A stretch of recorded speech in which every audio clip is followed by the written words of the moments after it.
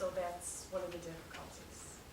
Yeah, I think probably the biggest thing we're up against there is that there are no, if I'm remembering the intersection correctly, there are no defined pedestrian or bike facilities at that intersection. I think that's probably where we would hit the dead end, is to put a ped signal someplace where there are no ped facilities. So, it's, expense-wise, it's not enormous, 25,000, something like that for a ped signal. Ken's got That's an that, no engineer problem. Yes, I mean, it is enormous if I. I'll do the light call. But, I mean, we'll contact, I'll chase this down with the county, but I think the answer we're going to get, and it's really the right answer, is you can't encourage people to cross where there's nothing to receive them or any pedestrian facilities there. But we'll run it by the county. Yeah, but there's bike, More of a bike. but you can ride a bike on any city street. Right? And so you can't get a bike across that street without, One getting killed. well, you have to wait for the light. Well, you can't. You You can't can't. wait You gotta wait for somebody. You have to wait for another So car to there's, come. so there's an impediment. It will eventually time out to agree, but it's a long period of time. So, well, it costs us very, very little to run it up the flagpole with the county, and we can do that pretty easily. Yeah, We'll but we check that out. shouldn't address it as pedestrians, we should address it as avid bikers. Bikers, not pedestrians. Pedestrians probably won't get very far. Not pedestrians, bicyclists. I suggested deer crossing there because you stop up here in the village. Exit only. Anybody else want to address the board? Rick Small, who's, Here's our liability insurance. He gave us a call the other day, kind of shook me up. so I asked him to come to the board and address the board to let us know what he's concerned about.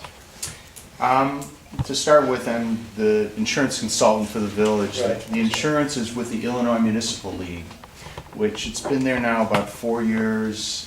Bill, a few years ago, asked me to come in front of the board because there were some insurance issues, and he knew I knew a little bit more about it than most people because I've been doing it for a long time.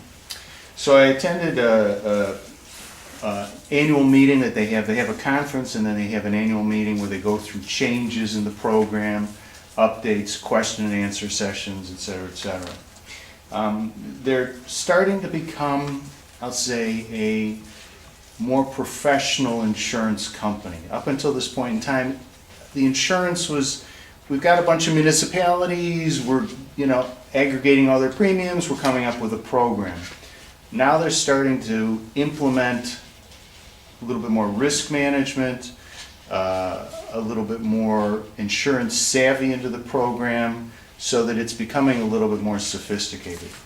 As an example, and I'll give these to Russ, they've now come up with a brochure for brush and tree removal and how to do it properly, trenching and shoring, confined space safety guides, work zone safety guides. Most of this doesn't apply to us, but for certain municipalities that have their own crews, things like this are very helpful. They also now have a risk management team that if you're going to do a construction project, or like with our 50th anniversary party that we have, they want to send out their risk management team to pre-review the site, to look at any risks and any hazards, to make recommendations. The total intent of this is to minimize the risk of the association itself so that they can keep their premiums low. Well, one of the things that they're implementing is that when the village has functions here that are non-village functions, as an example, let's say the RRA comes here to have a meeting. They are requiring that the RRA provide insurance as any tenant in any building would provide insurance because they're not a municipal organization. Well, the problem is that we have several entities that come into the village hall, that use the village hall and don't provide insurance. The Illinois Municipal League has a program that they have, which is an internet-based program where you can buy single-shot policies for an event, which run about $100 per event. Well, that gets very cost prohibitive for somebody who's having multiple events here. The problem is, this is one of the requirements that they're looking for. I don't know what the trustees would like to do, but this is one of the issues that exists. So are there exclusions in our policy if they didn't have that coverage? No, but I'll tell you what I think that they're gonna end up doing. And it's the same thing that I think that they're gonna end up doing with workers' compensation soon too. They're gonna start performing audits. And if you have an entity that doesn't have insurance, they're gonna back charge the village for that coverage. And the premium could be, you know, the sky's the limit on something like that. The same way with workers' compensation. If we don't monitor everybody that's working for the village, that we're compensating for services, I think that you're gonna see within the next year or so that we will be back charged for those people as is typical with a typical workers' comp policy.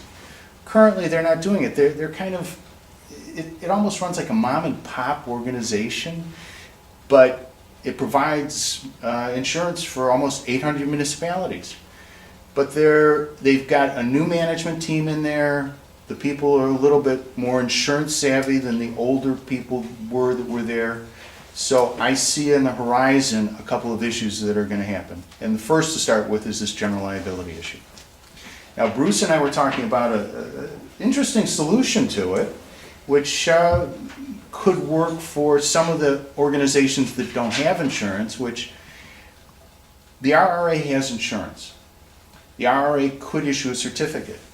If those people were RRA members and they went to the RRA and they said issue a certificate for an event, the RRA could do it, and that certificate, it doesn't cost anything for the RRA to do it, it would just cost to have them join the RRA. So if we have a meeting here and if it's an RRA or an RRA branch or Sponsored event, then it's fine. Like Right. the Prairie Hitters. The RPC is an individual, correct. they're not, Correct. they're not insured. No, the RPC is insured. It is. Yeah. They're fine. No, it's people like the knitters, the band, Right, right. What about book the club, seniors group? the seniors. Seniors goes part of the RRA. Okay. When Rich and I were. Bruce talking came up with this idea, I'll give him the credit. No, I mean, I just, we realized right away that we had too many groups. If we told every group, you gotta go get $100 coverage every time you meet here once a week. Oh, it's extremely expensive. So, I don't know if you've had a chance to really go through all of the details to see if that would work, but the idea was that most of these groups that come in here, someone in the group is from Riverwoods. I mean, I don't know that everyone is, but someone, and presumably they could be a member of the RA, and then this idea of having it as an RA-sponsored event. But then the RRA would have to be willing to do that. Correct. Isn't there I some way we think can it- add that specific coverage to our right now for the occasional use of the village facilities by, No. That's why they've come up with a program where they're offering the coverage as a specific They want event summer coverage. They want Well, it's really, okay, you can say that, but I really think it's more because they're trying to protect the membership of all the entities. Because if there's a claim that happens from an outside entity, it gives them the ability to subrogate that claim against something else, which keeps the losses out of the program itself. Because the insurance policy that you're buying, even though it says Illinois Municipal League, they're really deferring it to another entity completely.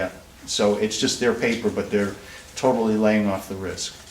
I thought it might also be an opportunity for the RA to reinvigorate with some of the groups that use the village hall, and to the extent that it might require more people to join, to be members, to become sponsored groups, it might actually improve the funding of the RA and maybe offset the cost of the RA of this additional it service. appears to me there's some disconnect here, which I'm not getting.